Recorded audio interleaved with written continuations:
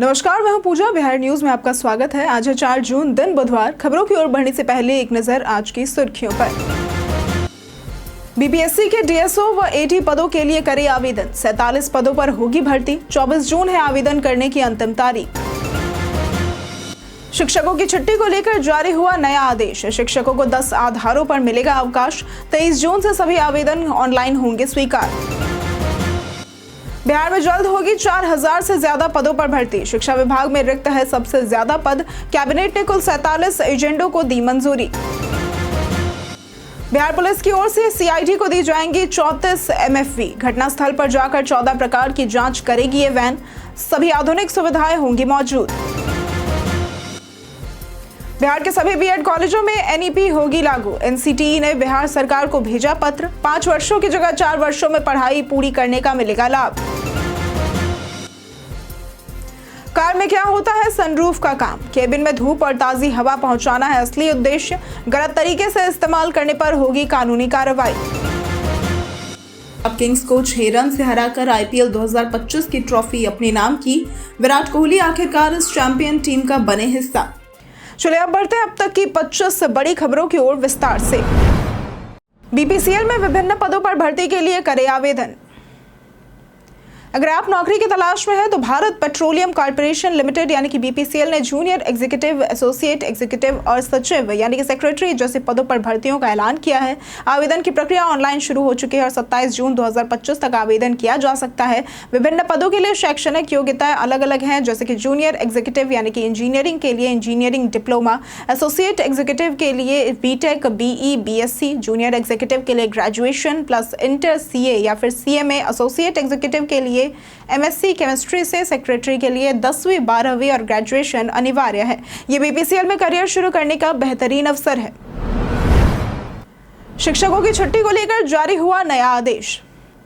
शिक्षा विभाग ने राज्य के सभी सरकारी विद्यालयों में कार्यरत शिक्षकों को स्थानीय निकाय को छोड़कर उनकी अवकाश स्वीकृति को लेकर नया आदेश जारी किया है। अब शिक्षकों को 10 आधारों पर अवकाश मिलेगा, जैसे कि आकस्मिक मातृत्व, पितृत्व, शिशु देखभाल, उपार्जित आदि। 23 जून 2025 से सभी अवकाश आवेदन केवल ई शिक्षा कोष पोर्टल के माध्यम से ऑनलाइन स्वीकार होंगे। शैक्षणिक गतिविधियों पर असर न हो, इसका ध्यान रखा जाएगा। आवेदन को 3 कार्य दिवस में अग्रसारित करना अनिवार्य है। विलंब पर कारण दर्ज करना होगा। अवकाश स्वीकृति बिहार सेवा संहिता के अनुरूप होगी। समय पर निर्णय न लेने वाले अधिकारियों पर कार्रवाई भी हो सकती है। यह आदेश पारदर्शिता और स्पष्टता सुनिश्चित करने के उद्देश्य से लागू किया गया है। बिहार में जल्द होगी 4000 से ज्यादा पदों पर भर्ती। बिहार सरकार ने कैबिनेट बैठक में 4799 पदों पर बहाली को मंजूरी दी है। सर्वाधिक 2361 पद शिक्षा विभाग में हैं, जिसमें सहायक शिक्षा पदाधिकारी और शिक्षा विकास पदाधिकारी समेत कई पद शामिल है। नगर विकास एवं आवास विभाग में 1350, ग्रामीण विकास विभाग में 653 और समाज कल्याण विभाग में 390 पदों पर नियुक्ति होगी। इसके अलावा सामान्य प्रशासन विभाग में 15, पीएचईडी में 28 और राज्यपाल सचिवालय में 2 पदों को स्वीकृति मिली है। सभी बहालियां विभिन्न स्तरों, राज्यों, जिला और प्रखंड स्तर पर होंगी। मंत्रिमंडल सचिवालय के अपर मुख्य सचिव डॉक्टर एस सिद्धार्थ ने प्रेस वार्ता में बताया कि कैबिनेट ने कुल 47 एजेंडों को मंजूरी दी है। बिहार के सभी बीएड कॉलेजों में एनईपी होगी लागू। नए सत्र से बिहार के सभी बीएड कॉलेजों में नई राष्ट्रीय शिक्षा नीति यानी कि एनईपी की अनुशंसाओं को लागू करना अनिवार्य होगा। इसमें शिक्षक शिक्षा संस्थानों का प्रदर्शन आधारित मूल्यांकन भी शामिल है, जिससे गुणवत्ता और जवाबदेही बढ़ेगी। राष्ट्रीय अध्यापक शिक्षा परिषद यानी कि एनसीटीई ने इस संबंध में बिहार सरकार को पत्र भेजा है। अब बीएड के साथ साथ बीए, बीएससी और बीकॉम जैसे बहुविषयक पाठ्यक्रम भी संचालित होंगे, जिससे छात्र छात्राओं को 5 वर्षों की बजाय 4 वर्षों में पढ़ाई पूरी करने का लाभ मिलेगा। एनसीटीई ने शिक्षक शिक्षा के मानक बनाए रखने के लिए कक्षाएं, पुस्तकालय, प्रयोगशालाएं, खेल के मैदान, शिक्षक सामग्री और शिक्षकों की न्यूनतम योग्यता पर भी ध्यान देने को कहा है। ये पहल शिक्षक शिक्षा की गुणवत्ता सुधारने के लिए महत्वपूर्ण है। राजधानी की सड़कों पर लगेंगे हाईटेक स्पीड कैमरे। पटना में तेज रफ्तार वाहनों पर नियंत्रण के लिए यातायात पुलिस ने 8 प्रमुख सड़कों व चौराहों पर हाईटेक स्पीड मॉनिटरिंग कैमरे लगाए हैं। ये कैमरे 80 किलोमीटर प्रति घंटे से अधिक गति पर वाहन की नंबर प्लेट स्कैन कर ऑटोमेटिक चालान जारी करेंगे। कैमरे शिवपुरी, मरीन ड्राइव, एलसीटी घाट, न्यू बाईपास, अटल पथ, लालजी टोला, दीघा गोलंबर, एम्स गोलंबर व हज भवन के पास स्थित है और 24 घंटे निगरानी करेंगे। इस कदम का उद्देश्य राजधानी में बढ़ते सड़क हादसों, खासकर रैश ड्राइविंग को रोकना है। ट्रैफिक पुलिस ने सभी वाहन चालकों से नियमों का पालन करने और सुरक्षित ड्राइविंग करने की अपील की है, क्योंकि अब उल्लंघन करने पर कोई भी छूट नहीं दी जाएगी। बिहार पुलिस की ओर से सीआईडी को दी जाएंगी 34 MFV। बिहार पुलिस जल्द ही अत्याधुनिक तकनीक से लैस 34 मोबाइल फॉरेंसिक वैन यानी कि MFV सीआईडी को देगी। ये वैन घटनास्थल पर जाकर फिंगरप्रिंट, बैलिस्टिक, रक्त, वीर्य, मादक पदार्थ, विस्फोटक, अग्जनी और यौन उत्पीड़न जैसी 14 प्रकार की जांच किट से घटनास्थल की पूरी जांच करेंगी। प्रत्येक वैन में चालक, 2 विशेषज्ञ और 1 सहायक होंगे जो साक्ष्य एकत्र करने और जांच में मदद करेंगे। वैन में फॉरेंसिक किट के साथ साथ gloves, mask, microscope, laptop, digital camera, CCTV, LED screen, refrigerator जैसी आधुनिक सुविधाएं भी होंगी। ये पहल सीआईडी के अधीन संचालित फॉरेंसिक साइंस लैब की जांच प्रक्रिया को तेज और प्रभावी बनाएगी। पटना एयरपोर्ट के पुराने टर्मिनल का संचालन हुआ बंद। पटना के जयप्रकाश नारायण अंतर्राष्ट्रीय हवाई अड्डे पर बीते दिन 3 जून से सभी घरेलू उड़ानों का संचालन नए टर्मिनल भवन से शुरू हो चुका है, जबकि पुराना टर्मिनल 2 जून की मध्य रात्रि से ही बंद कर दिया गया है। एयरपोर्ट प्रशासन ने यात्रियों को नए प्रवेश मार्ग, साइन बोर्ड्स और दिशा निर्देशों का पालन करने की सलाह दी है। यात्रियों से उड़ान से 2 से 3 घंटे पहले रिपोर्ट करने को कहा गया है। सुरक्षा के लिए अतिरिक्त पुलिस बल और ट्रैफिक जवानों की तैनाती की गई है। एयरपोर्ट थानेदार को गश्ती का आदेश मिला है। सोमवार को नए टर्मिनल का निरीक्षण बिहार सरकार के वरिष्ठ अधिकारियों ने किया और समन्वित सक्रिय निगरानी के निर्देश दिए ताकि यात्रियों को कोई असुविधा ना हो। बिहार में महिला खिलाड़ियों के लिए बनेगी नई पॉलिसी। बिहार नारी सशक्तिकरण में अग्रणी है। खासकर पुलिस, शिक्षा और खेल क्षेत्रों में महिलाओं की बढ़ती भागीदारी से राज्य जल्द ही महिला खिलाड़ियों के लिए देश की पहली मेंस्ट्रुअल हेल्थ पॉलिसी लागू करेगा, जो ट्रेनिंग और प्रतियोगिताओं के दौरान पीरियड से जुड़ी समस्याओं को समझकर साइकोलॉजिस्ट, डाइटिशियन, फिजियोथेरेपिस्ट जैसी सुविधाएं देगी। इसमें पीरियड लीव, मेंस्ट्रुअल किट और वेलनेस सेंटर की व्यवस्था भी शामिल है। बिहार राज्य खेल प्राधिकरण इस पॉलिसी का ड्राफ्ट तैयार कर रहा है, जो कैबिनेट से जल्द मंजूर होगा। समाजसेवी अमृता सिंह ने इसे सराहनीय पहल बताया है और कहा है कि इसे देश के अन्य राज्यों को भी अपनाना चाहिए। बिहार पहले राज्य के रूप में महिला कर्मचारियों को पीरियड लीव देने का भी उदाहरण है। जाने कार में क्या होता है सनरूफ का काम। दुनिया भर में लग्जरी और सनरूफ वाली कारों का क्रेज बढ़ा है। हालांकि चलती गाड़ी में सनरूफ से सिर निकालना कानूनन गलत है और इसके लिए चालान भी कट सकता है। लोग अक्सर फोटोज, वीडियोज या मौसम का मजा लेने के लिए ऐसा करते हैं, लेकिन ये खतरनाक स्टंट माना जाता है। दरअसल कार में सनरूफ का असली उद्देश्य केबिन में धूप और ताजी हवा पहुंचाना होता है। यह कार के लुक को बेहतर बनाता है और सर्दियों में प्राकृतिक गर्मी भी देता है। कंपनियां कार को आकर्षक बनाने और बिक्री बढ़ाने के लिए सनरूफ जैसे फीचर्स से जोड़ रही है, लेकिन यूजर्स को इसका सही तरीके से उपयोग करना चाहिए, नहीं तो कानूनी कार्रवाई भी हो सकती है। बीपीएससी के डीएसओ व एडी पदों पर भर्ती के लिए करें आवेदन। बिहार लोक सेवा आयोग यानी कि बीपीएससी ने district statistical officer, assistant director के 47 पदों पर भर्ती के लिए आवेदन प्रक्रिया शुरू कर दी है। इच्छुक और योग्य उम्मीदवार 3 जून 2025 से 24 जून 2025 तक bpsc.bihar.gov.in या फिर bpscpat.bihar.gov.in पर आवेदन कर सकते हैं। पदों का आरक्षण अनारक्षित, आर्थिक रूप से कमजोर वर्ग, अनुसूचित जाति, अत्यंत पिछड़ा वर्ग और महिलाओं के लिए है। आवेदन के लिए उम्मीदवार के पास सांख्यिकी, गणित या फिर अर्थशास्त्र में पोस्ट ग्रेजुएशन की डिग्री होनी जरूरी है। न्यूनतम आयु 21 वर्ष और अधिकतम आयु 37 से 42 वर्ष तक आरक्षित वर्ग के अनुसार अलग अलग निर्धारित है। आवेदन शुल्क सामान्य उम्मीदवारों के लिए 600 रुपए, वहीं आरक्षित वर्ग, महिलाओं और दिव्यांगों के लिए 150 रुपए निर्धारित की गई है। बिहार के वरिष्ठ आईपीएस अधिकारी को मिली विदेश यात्रा की अनुमति।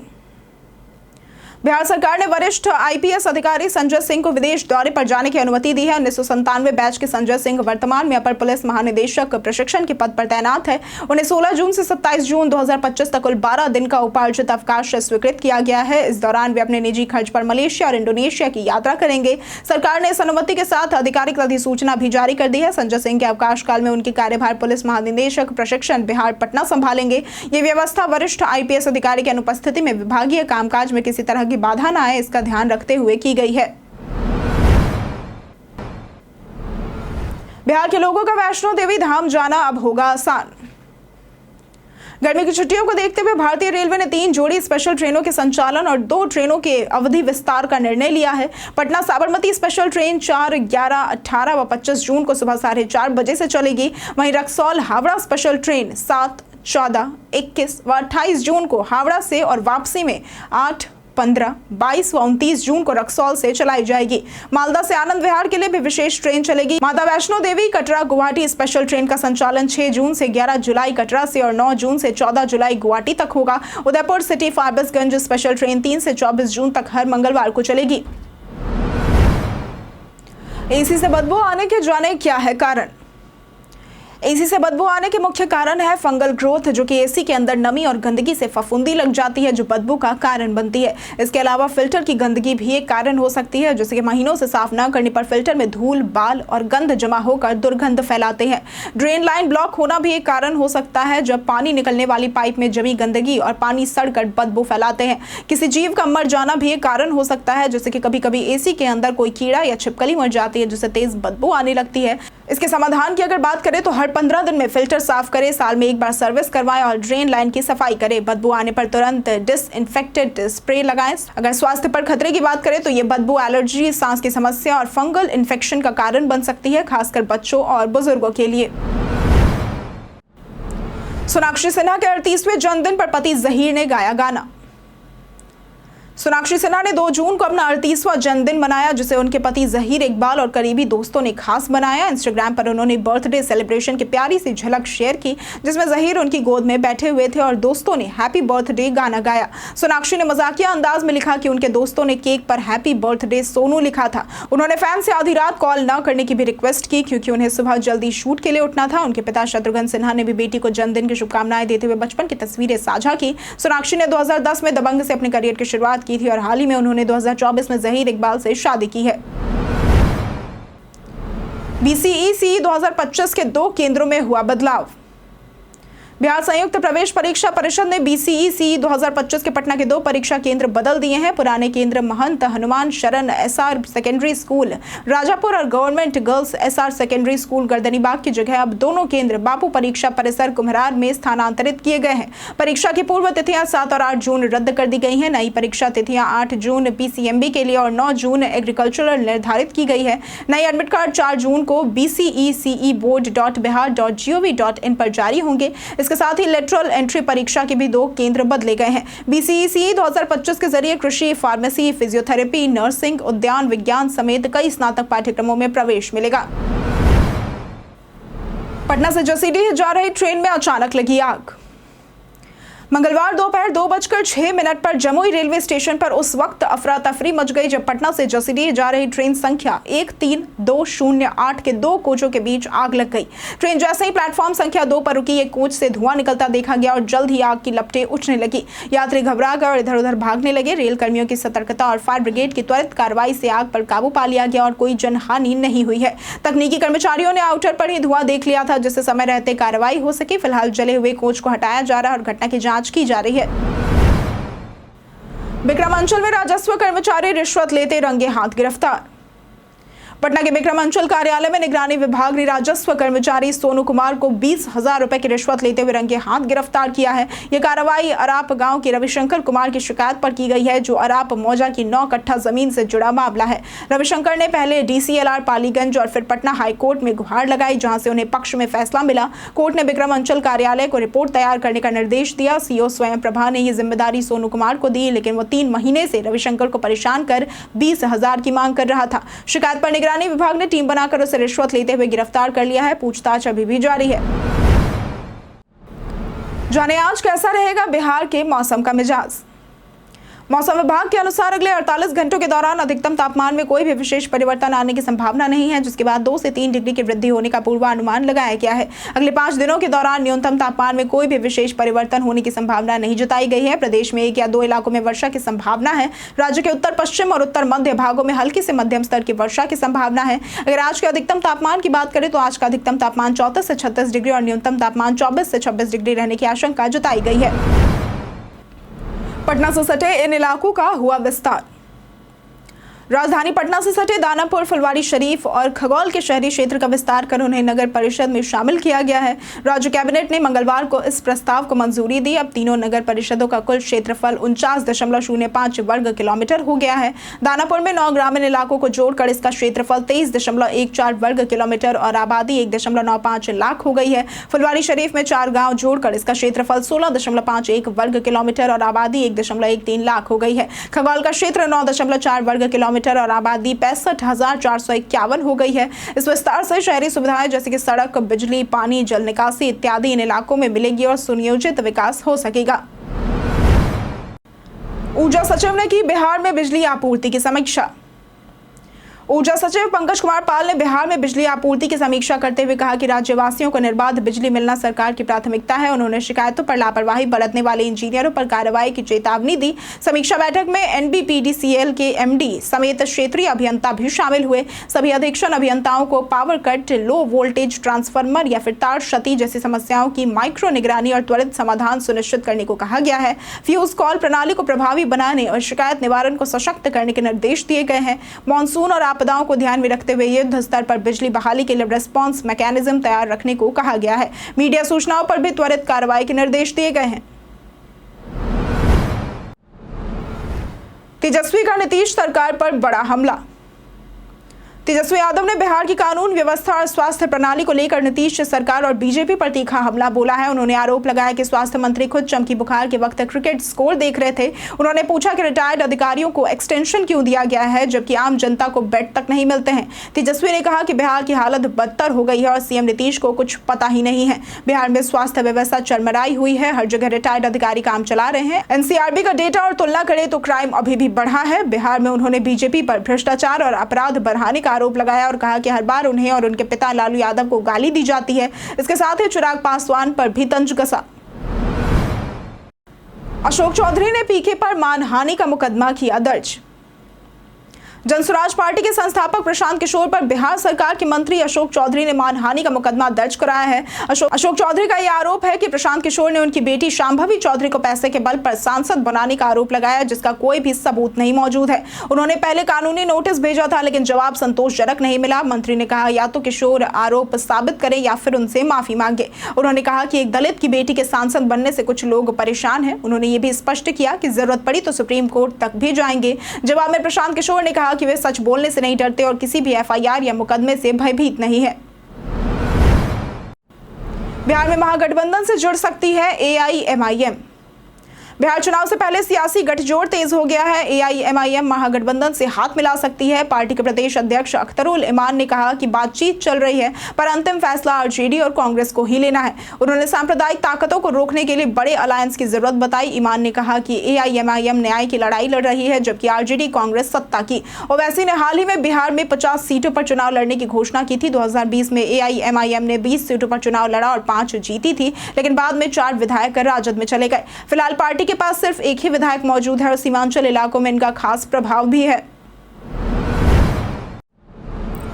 रॉयल चैलेंजर्स बेंगलुरु यानी कि आरसीबी ने 17 साल के लंबे इंतजार को खत्म करते हुए पहली बार आईपीएल खिताब जीत लिया है। रजत पाटीदार की कप्तानी में बेंगलुरु ने फाइनल में पंजाब किंग्स को 6 रन से हराकर आईपीएल 2025 की ट्रॉफी अपने नाम की है।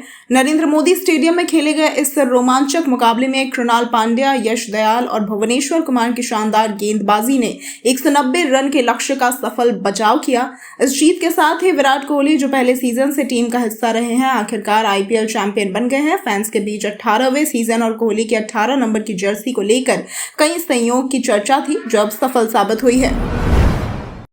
कई कारणों से दर्ज है भारत के इतिहास में आज की तारीख।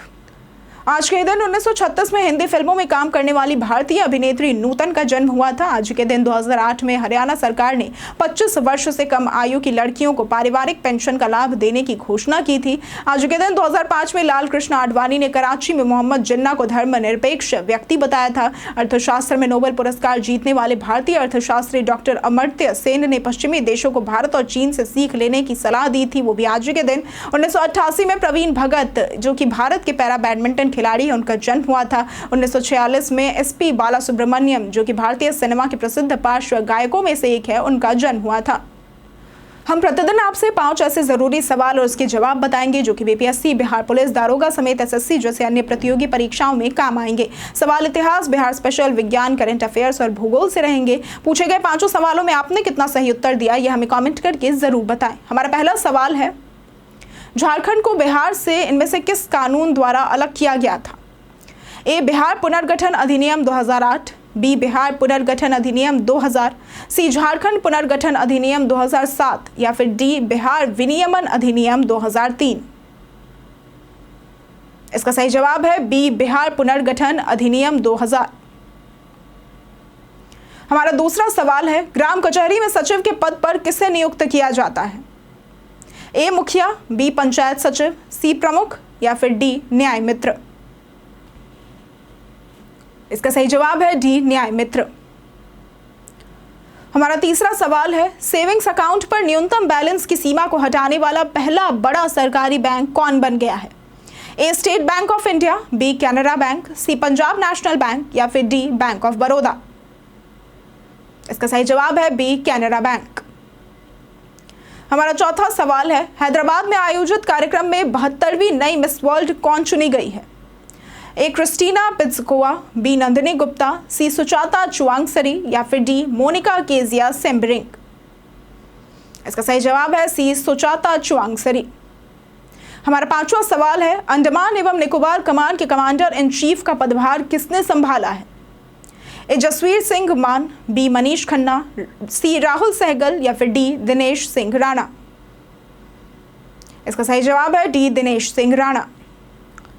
बीते दिन हमारे द्वारा पूछे गए सवाल का जवाब आप लोगों में से बहुत लोगों ने हमारे कमेंट सेक्शन में लिख कर दिया है। जिन्होंने हमारे द्वारा पूछे गए सवाल का जवाब दिया है उनके नाम है नेहा कुमारी, परवेज अंसारी, रितेश कुमार, प्रदीप पंडित, जितेंद्र ठाकुर, ऋषि कुमार, सूरज कुमार, अभिषेक कुमार, शिव शक्ति, रिंकू देवी, रणवीर सिंह, राजीव कुमार, मुन्ना प्रसाद, लक्ष्मी मेहता, संजीव कुमार, शिव कुमार, मनोज दास, पिंटू कुमार और शिवम कुमार।